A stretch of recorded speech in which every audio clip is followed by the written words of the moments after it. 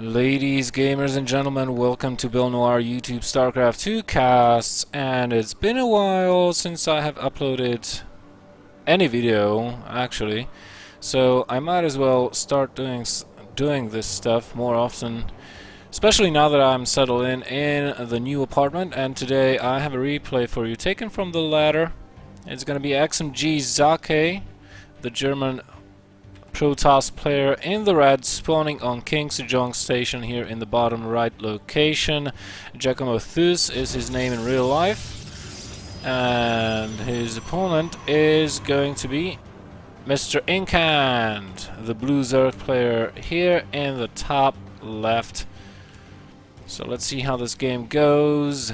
King Sejong station, of course, has remained in the map pool, I do believe, and if not, it doesn't matter because this is, I think, at least a couple of days old, so it might have been played before in the previous season. I'm not entirely too sure about this. We can already see that Socke has built a pylon at the back of his base, so he's probably going to go for a gateway opener here versus the Zerg player. And Incand, well, he's sending out a scouting probe at 11. I'm going to scout out his opponent. Probably wants to make sure, needs to know if this is a forge opening or a gateway opening in order to know if he can safely hatch first here. He does see the drone here at the natural base of Socke, but he's gonna go up anyways and scout out the rest of the base. He does put down the 15 hatch, which is quite safe to do because he did not see any forge.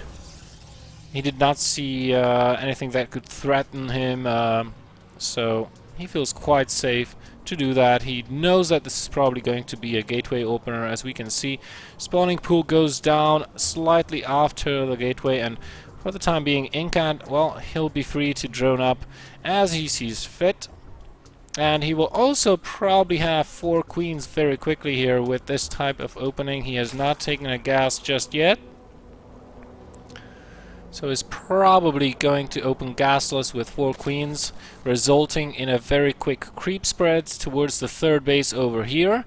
Oh, wait a minute. Is he going to take this third base before even getting any queens out? This might be the case. Let's take a look. Yes, he does take that third base so quickly indeed. And Socke, being the player that he is and knowing his shit, he's going to check that location as well. He sees the third base is growing and maturing to be a full-fledged building in 100 seconds. And now he checks if there are larvae being saved up, if the queen is in production, which he sees that it is. So he's probably going to go for a quick mothership core here as soon as this cybernetics core finishes, which means that he will have no problem chasing these lings away. These are going to be used by Incand probably just to find that pesky drone out on the map in order so that he does not have to worry about any kind of proxy pylons later on in the game. Chasing the probe away and denying Socke the map presence he currently has with it is of utmost importance, actually, because of this little upgrade, the warp gate technology. Once that finishes, depending on the number of warp gates, the Protoss players can put tons of hurt onto the Zerg player, so Incand going to be very, very, very happy that he does not have to worry about that possibility, at least not for the time being. He's scouting, well, scouting with the Overlords, but they're a little bit mispositioned over here. The second Overlord should have been positioned over in this locations in order to scout out the main base. Oh, and he does lose that one. That is very unfortunate for him, because not only did he just lose 100 resources worth in units, he'll also have to rebuild that Overlord, so that's essentially 200 resources lost in favor of Socke so far. And as we said before, 3 queens, so no 4 queens, but 3 queens. The third one will make its way over to the third base very quickly in order to inject, once it does have the energy to do that. Double gases have been taken at the natural expansion, and Socke does put on some pressure towards the Zerg player, tries to clear the map of any Zerglings. He may even try and snipe this Overlord over here. Let's see what the Stalker will be up to. And behind this, Socke is getting 3 additional gateways.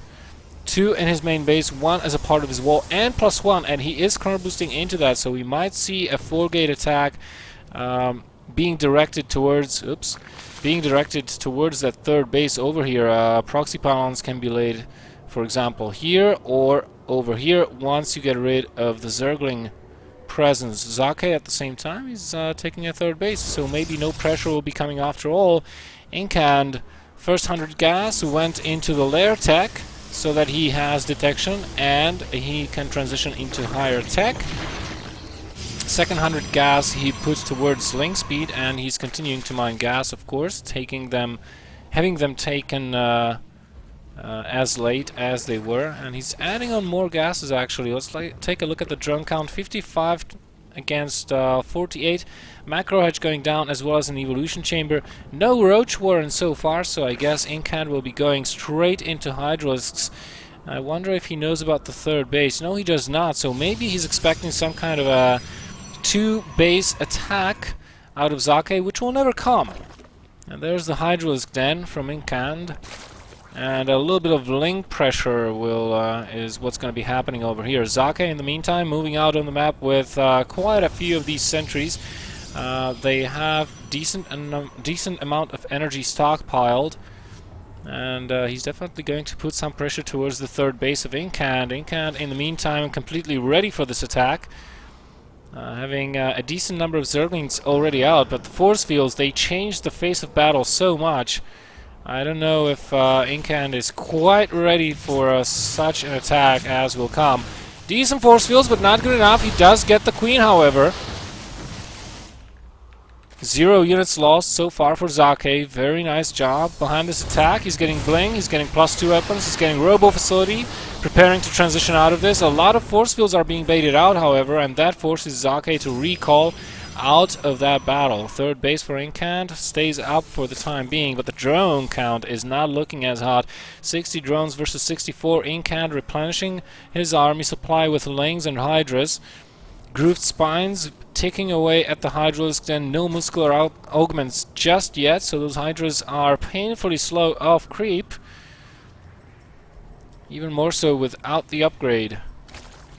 But Incand, he's probably looking to target that third base of Socke's down a little bit. Before first Colossi are out, we can see that the robotics bay is only 50% down. It's going to take another half a minute before that's finished. Socke will have to defend. Force fields are everything in this situation, but look at this. Blink +2 just about to finish. In sync. This might be a very bad battle for Incand to take. Look at the Blink micro coming in from Socke. Good time warps there, saving the Mothership Core. Blinkstalker still staying alive. He's losing a lot of sentries here, but doesn't matter. All those Hydras are pretty much forfeit. Without the speed upgrade, they're at the mercy of the Blinkstalkers. With enough Ling reinforcements, is Incand going to be able to push through? I don't think he will. Socke's defenses so far are very, and have been very, very good. He's trying to get some sort of a surround with the Blinkstalkers onto the Hydras. Not very many of them remaining. There's a train of reinforcements coming in for Incand, but Socke's army is still too numerous for him to tackle, and Socke is pushing this back. In the meantime, we have a Colossus on the way. Extended thermal lances have been queued up as well, and Incand is on the clock. He does not have a Spire just yet. He's only on Ling and Hydra tech, so he'll have to outproduce his opponent severely if he hopes to take a favorable engagement versus the XMG player. Luckily for him, Socke not yet pressuring. He's dilly-dallying in the center of the map a little bit so far. If he pushed right now, he could have caused considerable damage, but he did lose his Mothership Core in defending his third base. So without that recall ability, being out on the map can be very, very dangerous for the Protoss player, as he would run the risk of losing all his Stalkers. However, here we have the first Colossus. Second one is on the way. More gateways are being added on. Army supplies, what are those looking like? Let's take a look. 60 versus 67 in drones and 81 versus 75 in army supply. I have to say, I would have to give the edge to the Protoss player, as it were. Well, the Zod is probably gonna go down. 2 Lings remain there, and another big battle about to happen right here. Incand does not have the most effective combination of units to fight this army, but look at the Colossus. It almost went down to the Lings. Huge miss micro by Socke, and he can count himself lucky on not losing that first Colossus. But Incand, I don't know, he hasn't added any additional attack so far. He hasn't taken a 4th base. Finally, there's the Spire.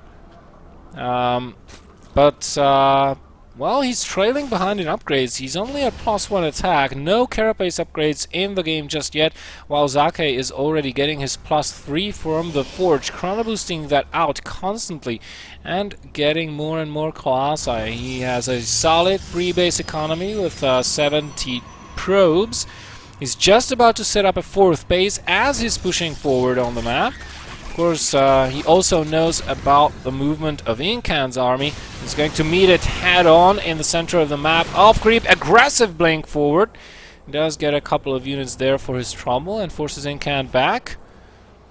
Incand cannot fight off creep. He has to get on creep, especially with these Hydras, and I wouldn't fight in these chokes if I were him.